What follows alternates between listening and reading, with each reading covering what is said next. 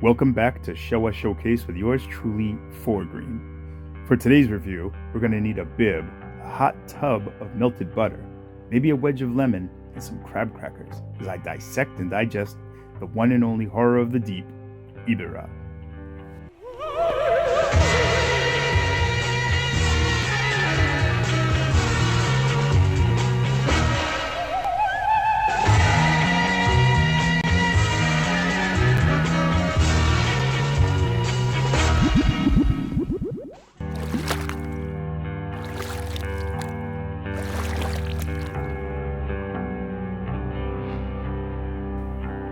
Ah yes, Ebirah, or Ebirah, depending on how you want to pronounce it, another favorite kaiju of mine, and my reasons are all over the place.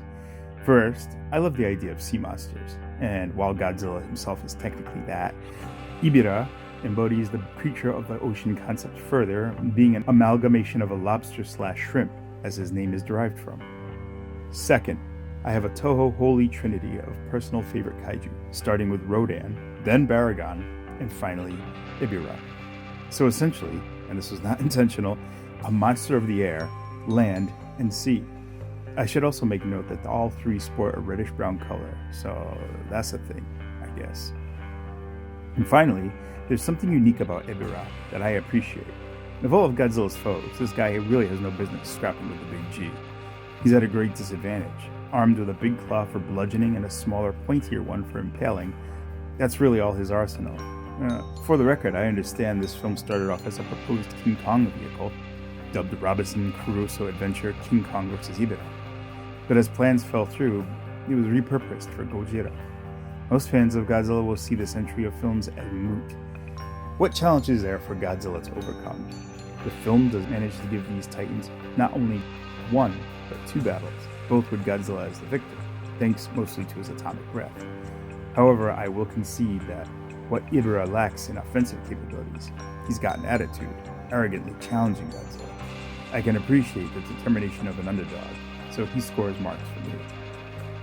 Godzilla vs. the Sea Monster, aka Ebirah Horror of the Deep, is a personal favorite Godzilla film of mine also. I love the island setting, the James Bond-like feel of the secret militant organization with a remote base of operations, and a fairly engaging human cast. In fact, the humans almost carry this film better than the title monsters themselves. A final note regarding the film, it always frustrated me that you mostly see Ebirah waist deep in the ocean, rarely showing his whole costume off, save for a quick shot of Godzilla flipping him or blasting him out of the water with his breath.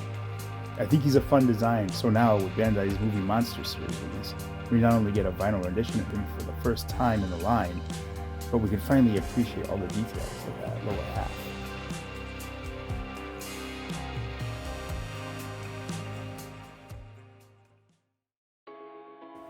When Ebirah was announced a few years ago, that immediately got me back into collecting Godzilla vinyls. I always wanted an affordable rendition of him, as most other companies charge an arm or a claw for a decent-sized figure. Bandai's 26cm long offering is cast in a luscious lobster red with black spray accents. It's a serviceable look, but I constantly have to remind myself that, despite the sculpted details, Bandai rarely ever takes advantage of them with their paint.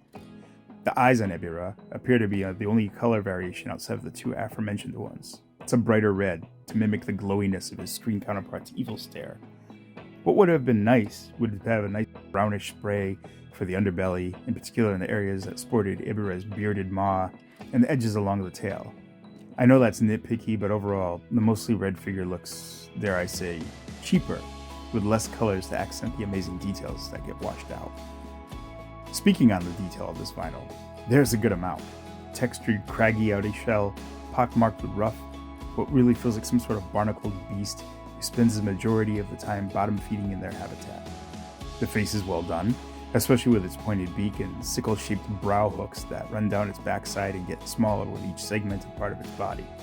His main antennae are molded to his head, sweeping back to his backside as well. They appear thicker than what we get on screen, but it's really not a big detractor in my opinion. The claws are also well realized, and while the position of both feels a bit vanilla at first, you quickly realize that there's no other way to effectively display them. The hind legs are in a semi-tucked in position, giving it enough of an outstretch to stand the figure without it toppling over. The tail is outstretched to help balance the weight as well of this figure for display purposes, though we never really saw it in this position.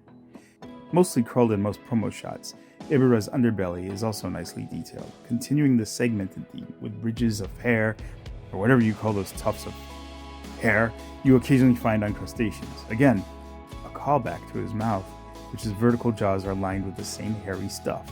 Nasty. This will be short and sweet. Ebirah has articulation in both arms, and I honestly didn't expect anything more. They do rotate a full 360, so you can wall up your vinyl adversaries with a big-ass claw. But that would mean that you'd be playing with your toy collectibles, which I don't. If there would be any other candidate for movement, the head would require a seam line that would go through the molded antennae, which wouldn't look good, or the tail, which would be pointless, given that it's in a straight static position. So yeah, like many of Bandai's offerings, this is a glorified soft statue, but a nice looking one at that.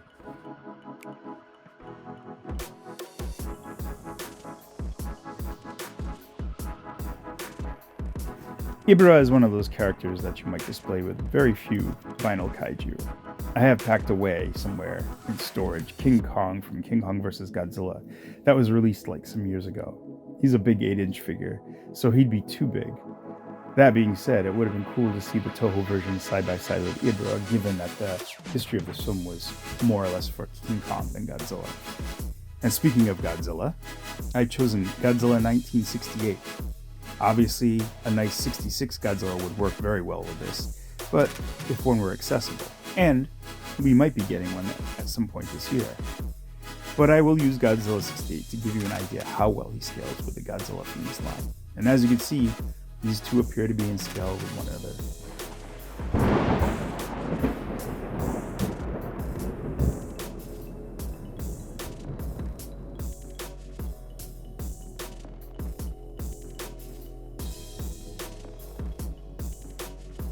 Another one, my other option, is the adult Mothra from Tokyo SOS, who's a larger vinyl, but somewhat appropriate, as she always looked large in this form. It also works because she's a non-bipedal creature. I'm using the Tokyo SOS version as I feel it's a definitive take on the classic Mothra adult form, so you can see how these two size up from one another. Imagine a fight with these two. Ebirah would probably skewer Mothra and drag her under with his big claw. Closing out my review for Ebirah, which is a fairly quick assessment of another banger from Bandai, once again we'll grade this with the Jet Jaguar punch system, with 6 punches being the best. So for the great horror of the deep, I will award Ebirah